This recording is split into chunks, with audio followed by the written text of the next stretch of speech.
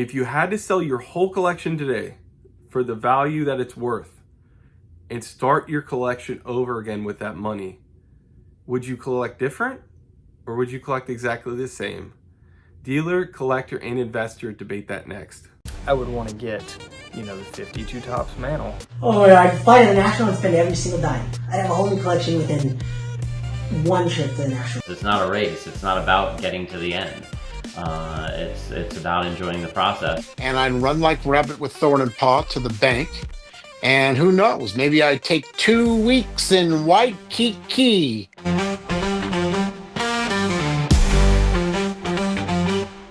Welcome to For Collectors, a channel that's for collectors like you. I'm Theo, and I just wanted to bring dealer, collector, and investor debate to For Collectors for an episode. This is episode 7 of season 2, one episode left, and this is a fun episode. So let's all do the exercise together. Somebody walks in your house, they say, I'm gonna write you a check right now for your collection. Unfortunately, you can't name the price. The price is literally based on what the value is today of your collection. So maybe an auditor's with them. The auditor makes sure you're getting exactly the value of your cards.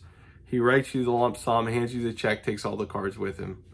Now, I know a lot of people say, heck no, I'm keeping my collection. I'm not even doing this exercise. Well, that wasn't a choice. You have to do the exercise, okay?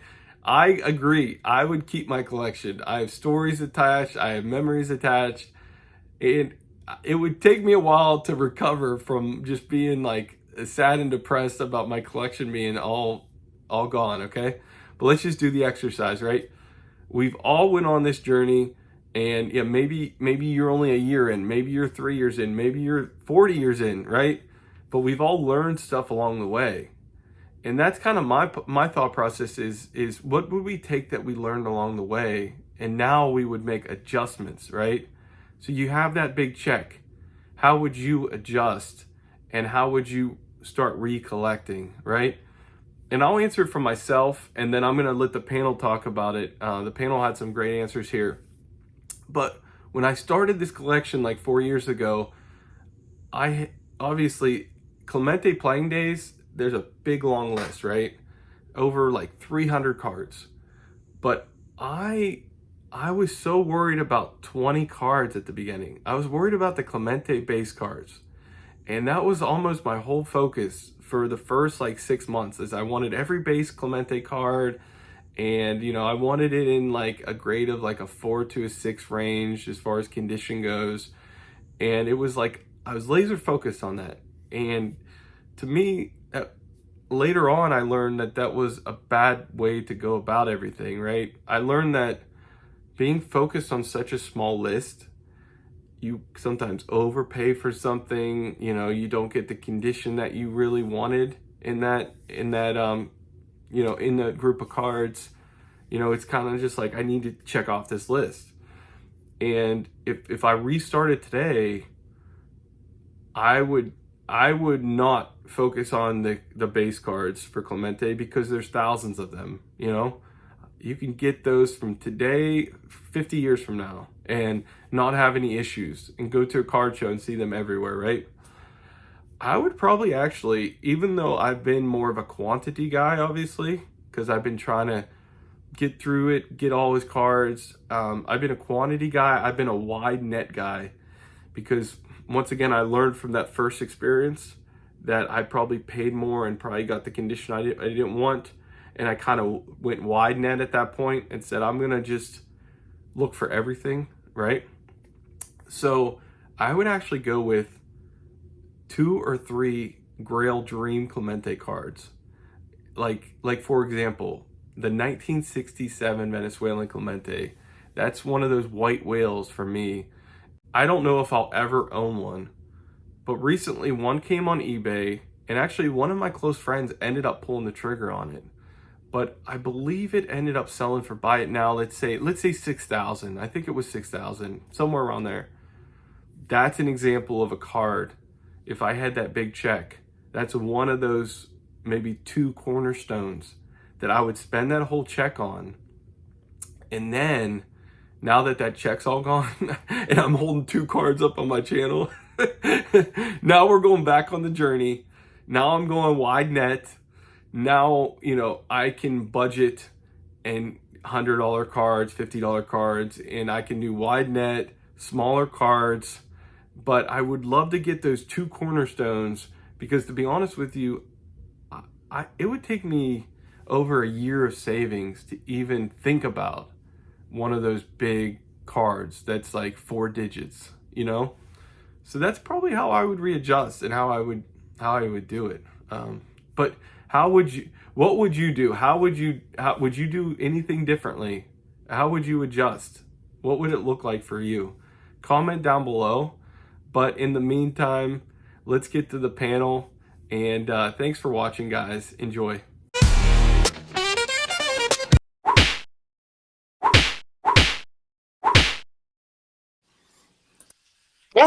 Okay, so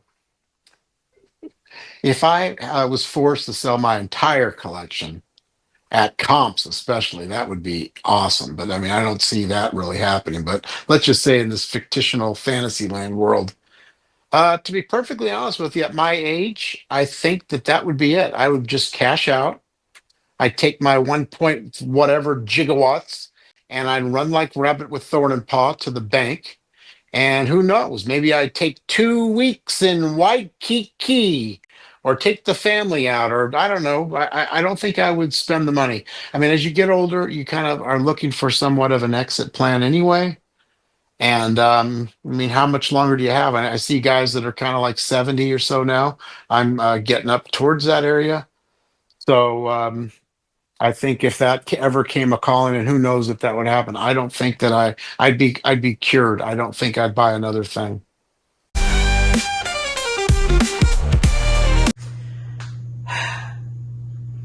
It would be the same strategy I have right now in this very moment of my collecting journey. Every single thing that I'm buying right now, I will continue to buy. I'll just go back and hunt for the same stuff I've already purchased.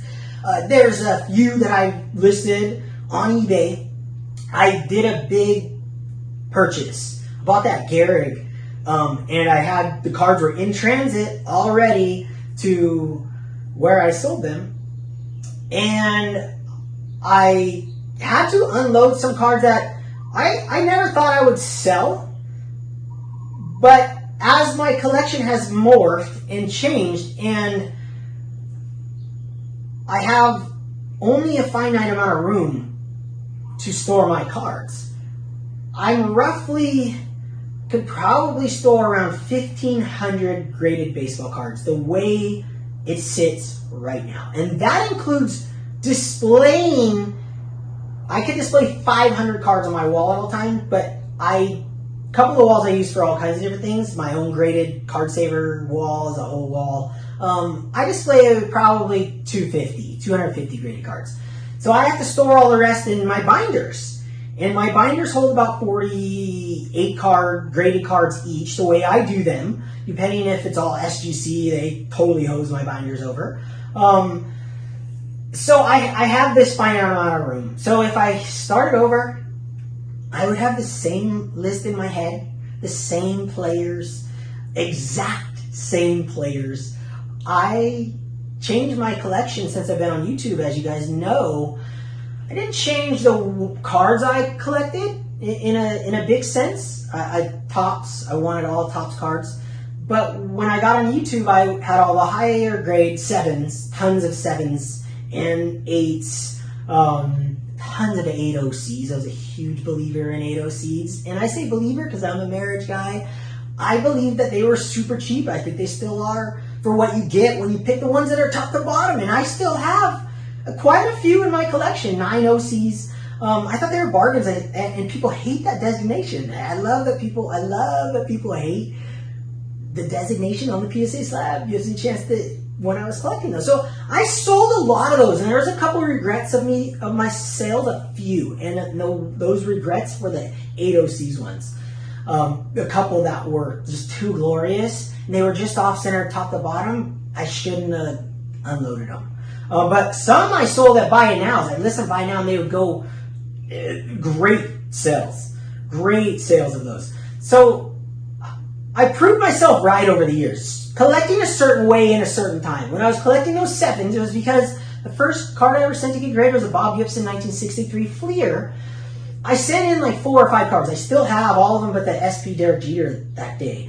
From that time, I sold that card in between the last 25 since 98. Whenever in that zone when I sent them for grading. That card at Bob Gibson came back a 7. It was a gift when I was like 10 or 12 years old from my aunt and uncle. My uncle has a whole set of 63 Fleer in a binder. He has a museum. My museum that I created reflects a lot of the inspiration I got from him. He doesn't have a museum of cards. He has a motorcycle and a collector's museum. He has a samurai collection, full-blown samurai suits, real legit. He has a house. He was in charge of building the Padres Stadium when they rebuilt. So he has this vast collection of motorcycles too, and he's building a motorcycle collection, huge motorcycle collection. So he had this room that had a ladder that slid across their bedroom, my aunt and uncle's, and it overlooked Padres Stadium when it was first built. It was a townhouse. They got like first dibs, and he had this 63 Fleer set, and he shared it with me one time. This was way after he gave me that card from the set. He didn't know how much I'd love that card. When he gave it to me, I didn't know that existed. They didn't have that house yet when I was 10 and 12 years old. They hadn't built the stadium yet or any of that. It was later in life when I saw his 63 Fleer set. So I know this is a long story, but it all gets back to my change in my collection, how I go about doing it now. That Bob Gibson I sent away, that meaningful card I kept in pristine condition from my uncle's collection that means so much to me, knowing the story. And he said he's going to gift that to me when he passes. I don't want him to pass. But I would love to treasure that set forever. It would mean so much. But when that card came back, I go, if this is a 7, I want every card I buy to be a 7. It was slightly off-centered, sharp as a tack, looked like it came out of a pack, just like I was opening an 87 Topps pack. I thought it was going to come back at Gem Mint 10. This is when so that whole time, for 25 years, I bought 7s. I was like, bing, bing, bing, cheapest 7, best looking I could find. But I looked at sharp corners and nice image. That's what I looked at. I bought a card. I still have an example of it on my wall. I still keep it. It's a 58 Topps All-Star Willie Mays. It has a print line in it. I remember buying that card as a BVG 6. I bought that decades ago. 2 decades ago. When BVG first started. That was like one of the first BVG cards that I purchased. When they changed it from BGS to BVG for the vintage. And it has a print line. And since that day I learned about the image. Don't ever buy. I hadn't had one since before that. I never bought one. So I looked at the condition of cards. Sharp corners. Off-center didn't bother me if I got a discount. And I didn't like cards that were off-centered side to side. So I did the 8 OC top to bottoms. I was like, these are a steal, pack fresh, baby. I just recently sold that Mickey Mantle 56 Topps PSA OC top to bottom. I sold it. Big money. Way more than I paid for it. So it's not to toot my horn. I've lost money on Mike Trout cards over the last 2 years. I've lost money on breaking wax over the years. But I've never lost money on a vintage card. So my focus is always vintage. It always will be the main focus. I'm still buying my Trout cards. I collect them. So the loss of value is a marriage, and you learn as you go. So every time I go down these rabbit holes, buying wax, this, that, you learn as you go. So where I'm at with my collection and my collecting and how I go about doing it, everything included, and most importantly, the cards that I'm buying, I wouldn't change a thing. And so if I had to sell all my cards, I would go for the exact same cards, in the exact same condition, in the exact same sets. I would look for the exact same cards. I would try and build my binders all over again. And it would be a blast. I absolutely would, I could see myself in the future. I've said it before, like one day selling off half my cards, sell 600 of my, clean sweep 600 of my graded collections. The rest of my life, I can continue to build my collection and morph it to my final destination of the greatest 1,500 Topps baseball cards collection in the world. Like, greatest looking. That's my goal. Man, I want that so bad. But I'm also only collecting the big boys. I'm not collecting 10 cards of Brooks Robinson. I'm collecting 2, 3, and maybe years now I'll have, 10 years, maybe I'll have 10 of them. But I love my Focus. I love modern cards. I love my Mickey Mouse modern collection so much. I love my Japanese baseball card collection so much. I would just be, if I had all that money and I could just go buy cards, oh yeah, I'd fly to the National and spend every single dime. I'd have a whole new collection within one trip to the National. It would be out of control. So that's what I do. I'd spend it all in a week. Okay, there we go. So first of all, I need to qualify that there are significant pieces of my collection that it would take a hell of a lot more than quote unquote full comps to purchase. And that being said, like most of the things I'm thinking about, there aren't even comps because they're so rare. They're one of a kind, one of two, one of three known examples, types of items. So, but your question, somebody comes up and pay, I'll change your foundation to, they pay me what I want. All right, I come up with a number, here's the number, and they give it to me. And how would I start over? And I would say I would start over kind of similar to how I approached it the first time. And that is zero in on the rarities. When they come up, don't let them go, even if I have to stretch to get them. Because they come up so rarely and just they've taken me so far, my lifetime to accumulate. And so definitely as those appear, condition be damned, like just grab them. The more common or more available cards, just be picky, and I am. I look for well-centered examples. I look for cards that are, have eye appeal that is stronger than the grade, and then I look for, a fair price. When you're buying the kind of cards that I like, you're very rarely gonna get like deals on them, and I'm okay with that because I feel like kind of you get what you pay for, and I like owning high quality stuff, so I don't mind paying a little bit more for it. And so that stuff would be second priority. The rarities, like I said, first priority. When they come up, I would not let them go, and I would own them. I would have to win them, and then just kind of enjoy the process, which I have as well. It's been a process. It's not a race. It's not about getting to the end. It's about enjoying the process. It's about sharing the hobby with other collectors, other people, other dealers. It's kind of enjoy the ride. It's not about a destination. It's about the process and sharing a really cool and fun hobby. Well, I happen to know because I track this kind of thing. My collection is worth just under $200,000. Okay. Now, first thing that I would have to establish is, do I want to collect the same thing? I collect vintage sets, short answer, ranging from 1909 T206 up to 1979 tops. I collect autographed baseballs. I collect Hall of Fame autographs. I collect bobbleheads. And I do that for the major milestone club members and my World Series Braves and anyone else I deem historically significant. Would I do that part the same? Yes, I would. And I think that a strategy that I have adopted now in general is what I would do if this scenario happened. I tend to buy the things that are on my list that are at the highest end of the price point of what I need as often as I can, coupled with how scarce it is. Example, and things that I believe to be set killers of portions of my collection.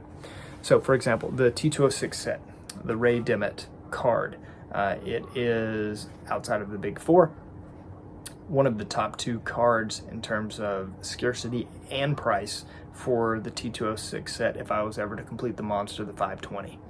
So it is one of the cards that's near the top of my want list and target and thing that I'm angling for to try and add to my collection, because I see this as a lifetime hobby. Even though I do sell to collect, that's one of the things I want to aim at now, to hit the top of what my possible reach is, so that over time, if that were to increase and it get out of my range, it's no longer impossible for my collection in my mind or where I'm at financially, as opposed to, all the time picking up a bunch of, couple dollar cards for different sets when I could be using that money towards the top end of things in my collection. So if this hypothetical happened, those are the kind of things that I would target. Now, more specifically, I would knock out things at the very top and be able to do it all at once. So real quickly, spitballing with this a little bit, I would purchase a Babe Ruth autograph again. That's 10 grand. I would purchase the Ray Dimmitt and the O'Hara card.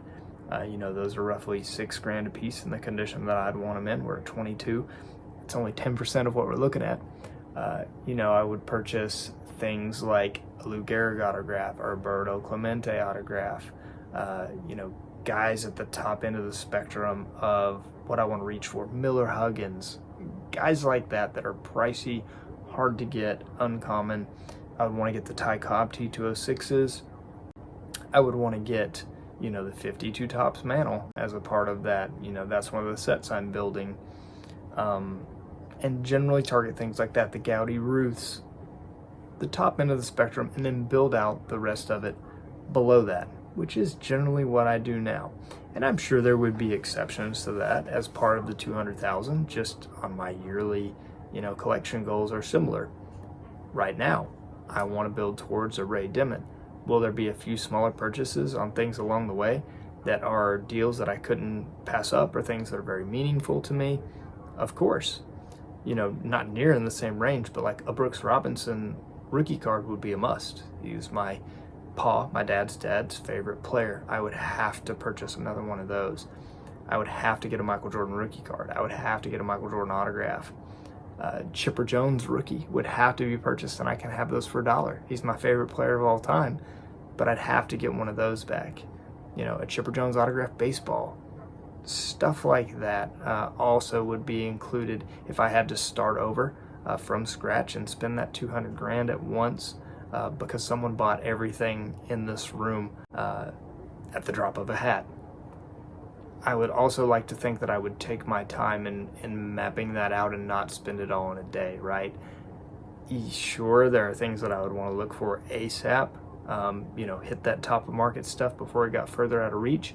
But other things I would like to think that I would wait for the right one, the right deal, that kind of stuff, and continue to pursue it as a lifetime hobby, even though I would be receiving this lump sum in this scenario. That was it. Oh, was that it? That's it? Dude, thank you guys. Shut up.